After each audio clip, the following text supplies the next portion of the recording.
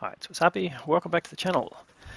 This video is introducing one of the new tanks that's come in the Battle Pass season that's current now. BZ-58-2, and is similar to all the other Battle Pass tanks that you can use from tokens. They're all tier 9s, and it's a premium tank. So we're going to have a look at the tank itself and do a bit of comparison to some of the other tanks as well, and just give you an idea of it. But you can see from here, the same as most of the tier 9 reward tanks, you're getting an infinite supply of repair kits, large repair kits. So that's a nice value point. It saves you 20k per battle, or 10k of course if you buy your stuff in the sales. But yeah, it's a very nice bonus. So but otherwise, what have we got here? So tier 9 breakthrough heavy tank. Now, why is it called that? Well, fundamentally, it's got a large caliber gun, 130mm, so very similar to the top tier Soviet heavy tanks, and it's equivalent at tier 9 in the Chinese tech tree, the BZ-58, which we'll compare it to. So very large caliber, which will help you overmatch turret roofs, for example. A few other benefits there, but large alpha that goes along with that, and we'll go into that in a bit. But very strong frontal armor, 230 on the front, which is pretty decent, and although the rest of it, yeah, tapers off, etc. Anyway, let's have a look at the standard characteristics. So we've got 520 average damage, so that's nice. 250 average pen, goes up to 303 with the premium round. Rate of fire, very similar to the BZ, and we'll have a look at that when we do the comparison. So we've got a gun loading time of 14.4, that's without any equipment loaded here, as you can see, and we've just got a standard 100% crew in to give you these values just by comparison. 8 degrees gun depression is pretty nice. 2.88 aiming time, a little bit on the high side I should say, but 0.35 dispersion. That's actually pretty good for its tier and type of tank, and 2.1k of average DPM, so in the sort of average range. Now we're going to have a look at the armor model in a little while, but we'll go and have a look at the comparison shortly. So 1900 hit points. Here's your armor layout, so 70 on the hull at the front, 230 on the turret. So you can, in hull down positions, it's going to be pretty hard to defend about, but it does have this cupolas, and we'll go into that when we look at the armor model. Mobility wise, just under 50 tons and 650 horsepower, so 13 is the specific power, puts it in the average range, 35 kilometers top speed, 15 reverse, not too bad. So again, this is going to be improved with things like turbo, etc. Concealment, it's a heavy tank, and standard view range spotting of 380, which puts it in the sort of middle of the pack, so not too bad for a heavy tank actually. All right, what we'll do is go and have a quick look at the comparison. I've got 3 vehicles here, so the BZ-58-2, the BZ-68, and the Strip K, which is another tier 9 premium tank, the Swedish line. But just to give you a comparison, so average damage 520, and the BZ-68, the tech tree version, 530, so very similar. Average pen just a little bit less than the tech tree version and less than the Strip K, but not by a whole lot. So this is the premium round, by the way, so straight comparison there. Rate of fire slightly better than the BZ-68, and that's where the DPM advantage comes from. Now this is with crews with all the skills as well, by the way, so that's how they're configured, but no equipment, so it can be bettered from these figures. Gun traverse speed better than the BZ-68, less than the Strip K. 8 degrees of gun depression is the same as the BZ-68, but you get 10 degrees from the Strip K. Aiming time is identical to the BZ-68, although the Strip is a bit better, and there's your dispersion. Well, the Strip gets it down to 0.32, which is nice, but the Chinese heavy tanks are all in this sort of high 0.3 range. And there's your DPM, actually better of all the 3 there. Hit point wise is pretty average, it's identical to the BZ-68. The BZ's got slightly better frontal hull armour, but it's also got better turret armour, which is interesting. So it's going to be similar characteristics, except we'll have a look at the cupolas when we look at the armour model.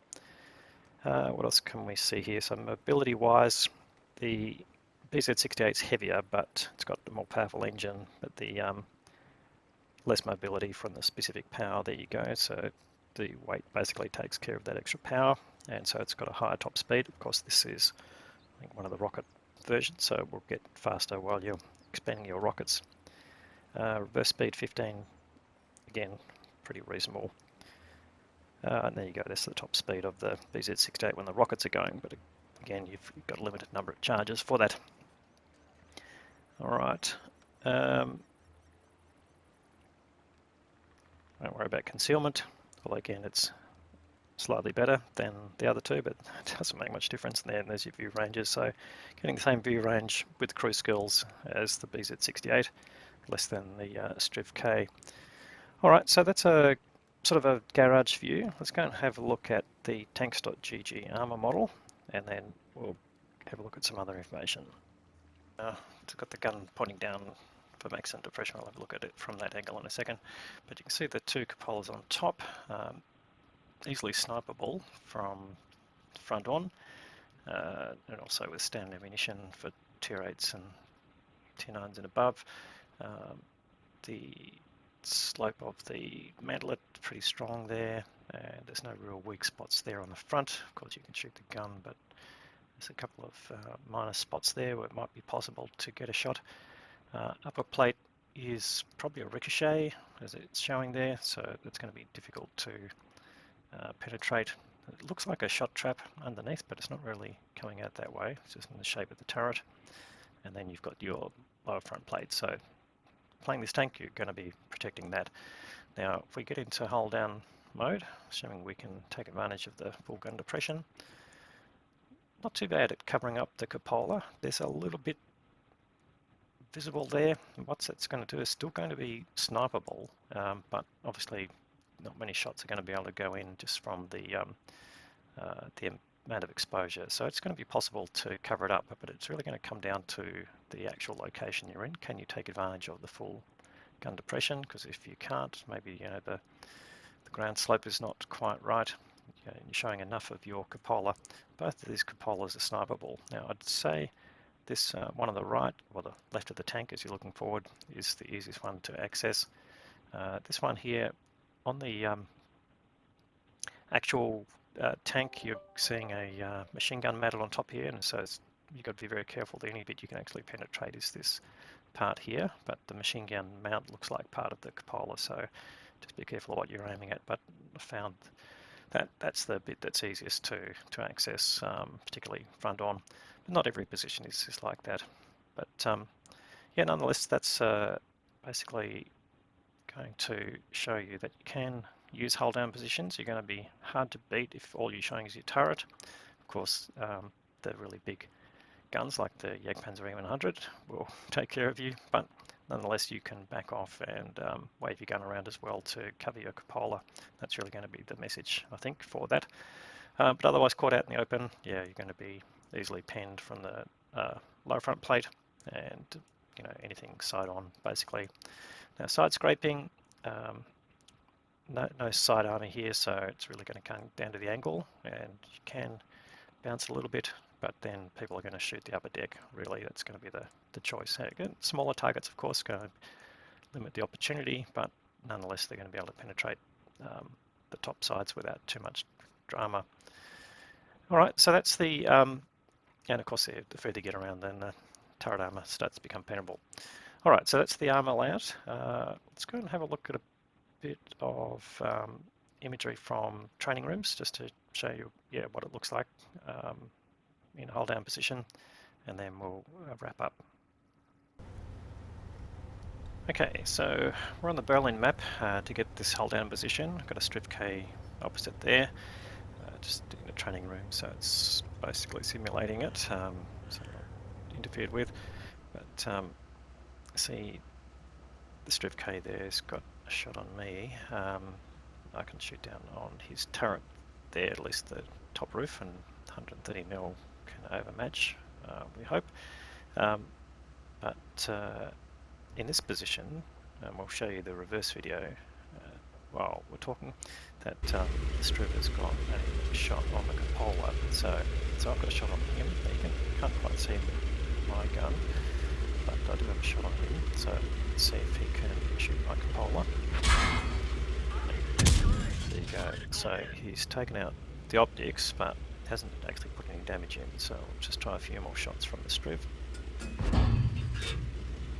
That's ricocheted, but I actually just did the optics again, so it will penetrate at some point. And there's a miss. It shows you how small the cupola is, that from the short distance you can see on the map that you can miss the cupola at that range. There you go, and there's a penetrating shot. So it just shows it's possible. That was 3 shots there, 2 hit the vision screens and didn't do any damage, and the third one did some damage. Now, from this position here, let's see if we can shot through the roof of the Striv K just to show it's a ricochet. Might have to go up pin this one because it ricochet. It's penetrated the spot before, so let's try again.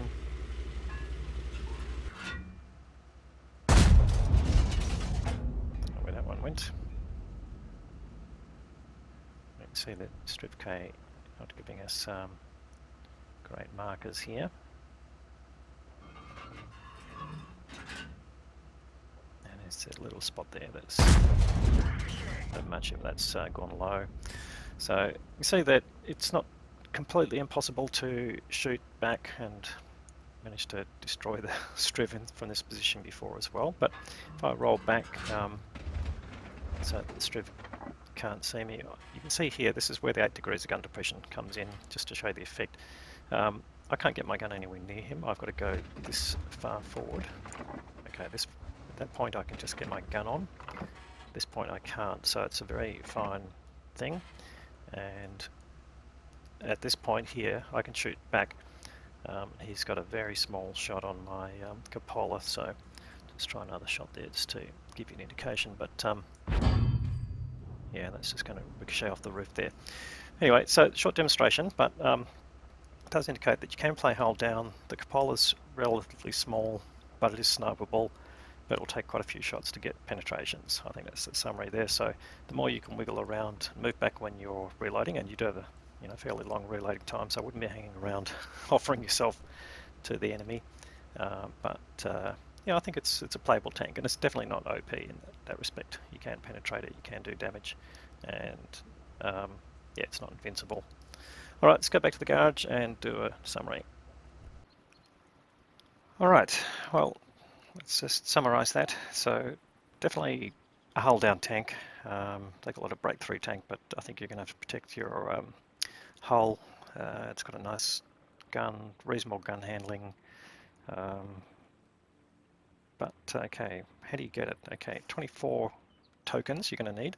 You can get 21 tokens out of the current season, and there will be an addition to the current season which will basically give you some extra rewards if you've completed all of it in time, which I think gives you another 3 tokens. So it's going to be possible to get 24 tokens out of the first season. The other tank that's coming out is the Waffenträger, don't have the name in front of me, but German TD, and that's going to be 27 tokens, so you're going to have to think about this. But with 21 tokens per season and all the seasons in the year that you basically accumulate your tokens through, there's not going to be any problems getting that. But is 24 tokens what you want? Alright, well the other choice there with 24 tokens is the Cobra, and people have done a lot with that tank and also not done a lot with that tank. So again, none of these are OP, which is a good thing. They're going to fit in general, have a role to play, and have strengths and weaknesses just like any other tank, so you'll be able to use it.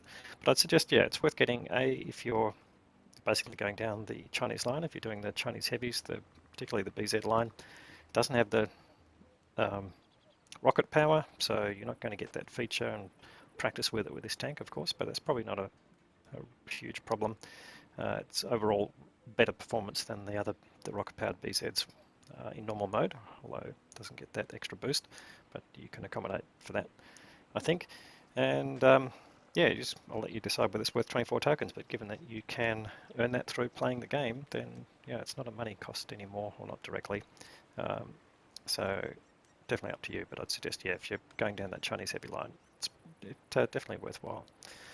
All right, anyway, that's sort of where we're at the moment. We'll get some gameplay happening in the next week or so and show you some elements of that.